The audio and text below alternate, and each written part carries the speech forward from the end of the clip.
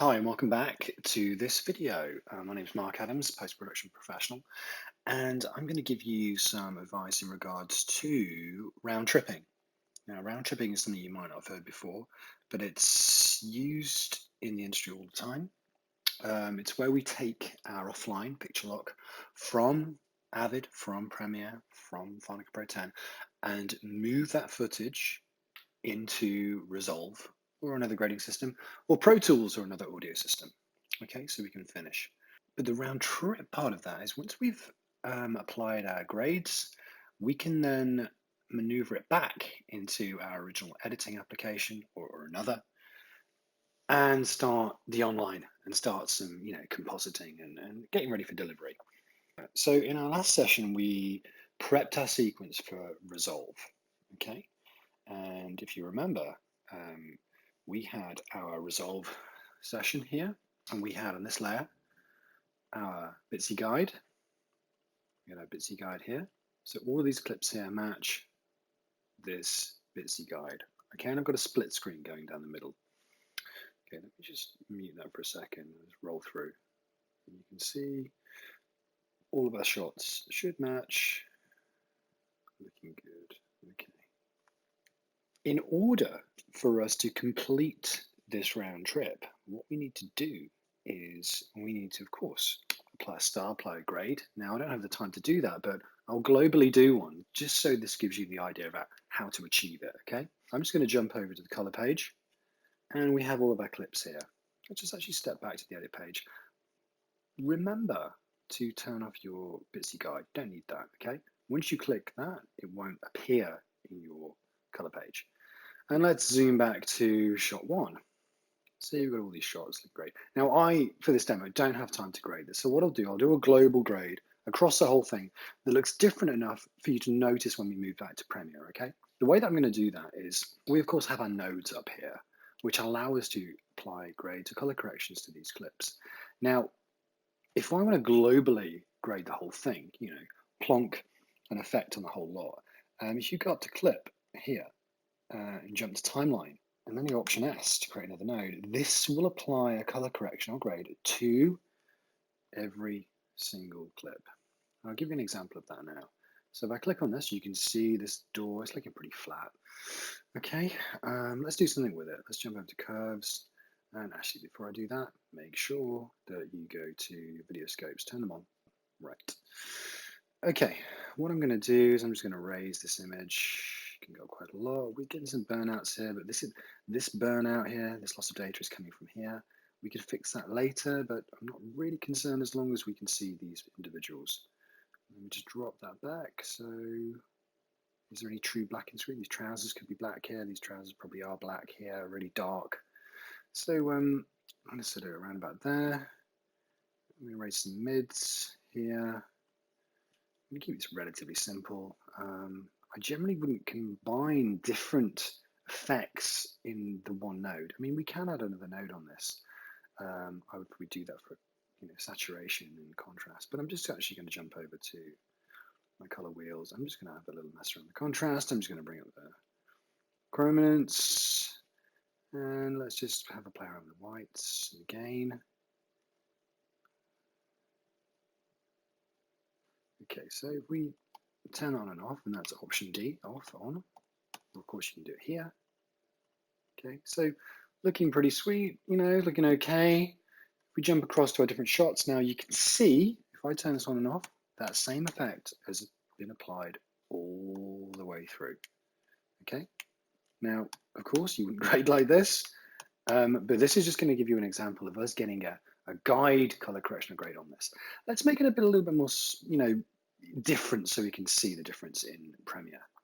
I am going to create another node now. I'm going to apply a power window. Big fan of power windows, me. I'm just going to, of course, just a reminder, you go into your power window, you choose your type of power window that you want. I'm just going to jump back to the color page. I'm going to knock the gamma down. I'm going to knock the gain down. And I'm just going to jump over to the power windows, and I'm just going to invert. Okay, And let's just do something. Let's put it on an angle and let's increase the softness. Okay, all the way out there. Let's have a look at that individually. So click on that node. And if you want to turn off an individual node, you can hit Command and D. See, you can see on and off, on and off. And of course, turning it on and off the whole grade, or the whole color correction, Option D. Okay. Now you see as we jump through, that same effect has been applied to every single shot. Now, some of these aren't going to work, but I think this is enough to give us an indication that something has changed. Good. Now let's complete the round trip. So let's say that your client has signed that off and they're happy with this grade.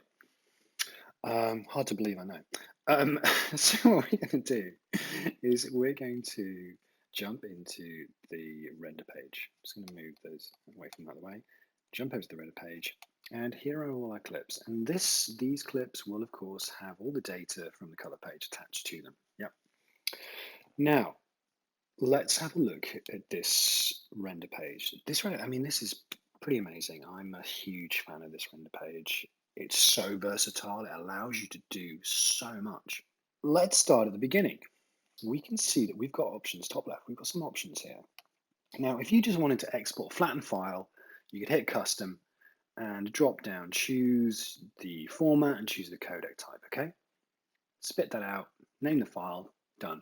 Back in the old days, grading sort of was this. We wouldn't individually export individual clips with grades and with handles. You know, you would just have one flattened file.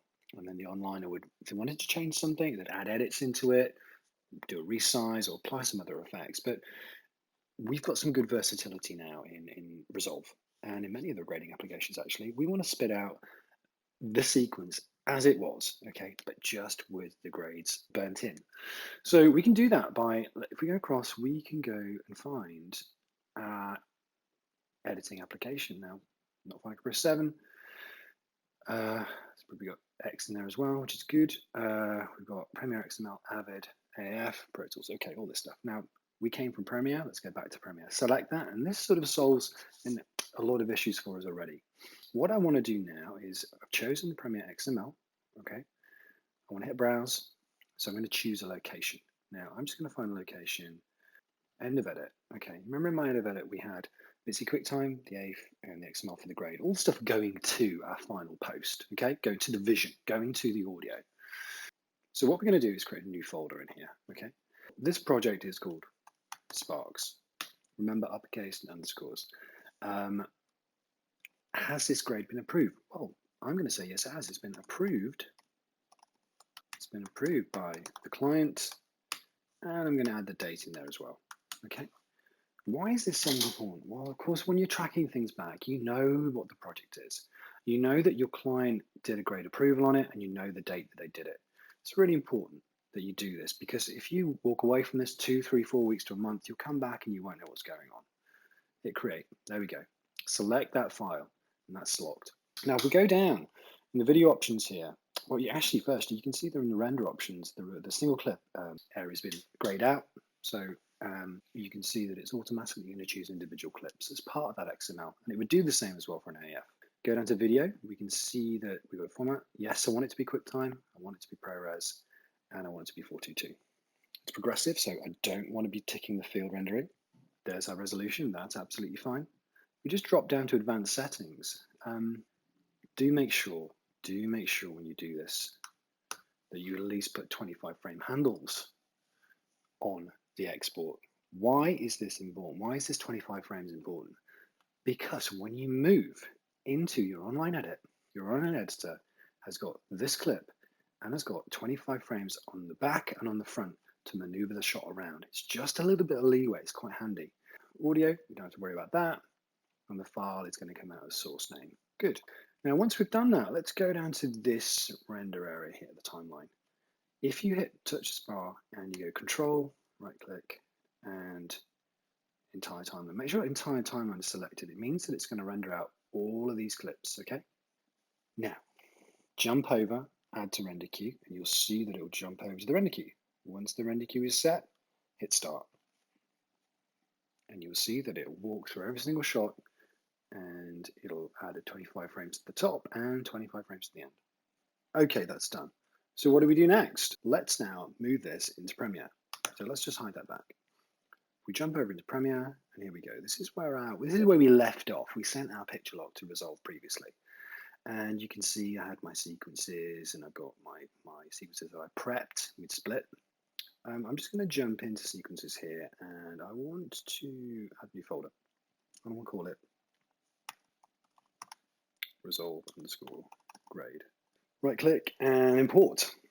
Now, the thing not to do is to import all of the images. So if we look in the folder that we've created, right, you can now see all of the render files, okay? Here are all of the render files, lots of them. Each clip has its own render file, okay? If we go down, we can see the final sequence, the XML. That's all we need. Select the XML. We do not need to import this. If we import these individually, they'll just randomly jump into the project and they won't sit in order on the timeline.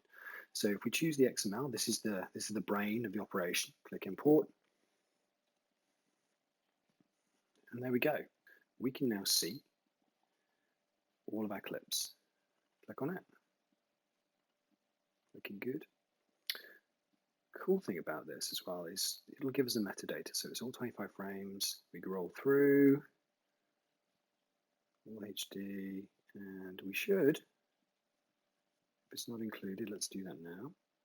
What I want to do is just check the codec, okay?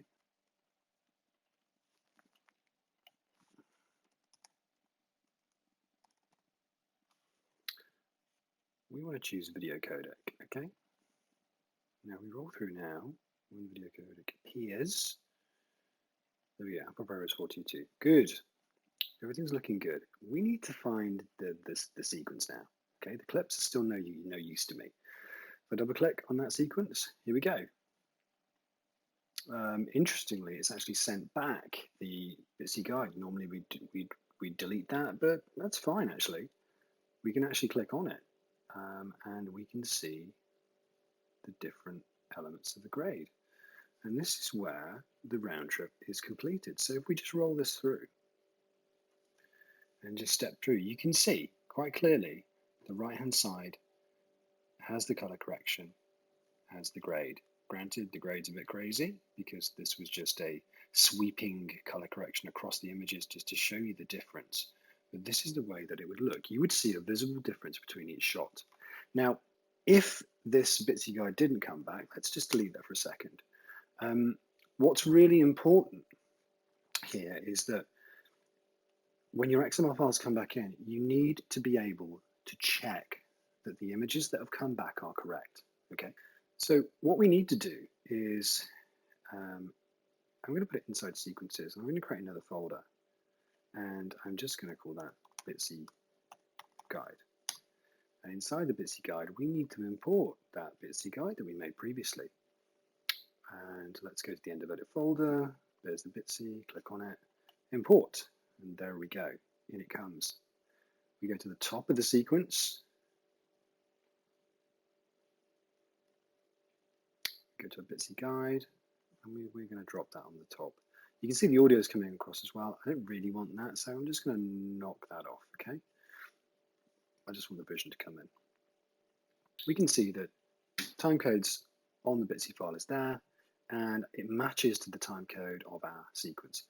So what we need to do now is apply a split screen on this, apply a crop. And the way that we're going to do that is I'm just going to jump over to effects. I'm just going to type in crop. And there we go. I'm going to drag that onto the clip. I'm going to double click on the clip. I'm going to go to effects. Here's the crop, and I want the right hand side. And there we go. So it's about 50%. And now, as we roll through these clips, you can see the grade on the right hand side. Well, certainly the rough color correction that we did. But this gives you an indication of the completion of that round trip. Really, really important. We have our guide on the left, and on the right, we have our color corrected or graded images, okay? And you are now ready for the online. I really hope you've enjoyed the video. This will give you a great place to now begin your online.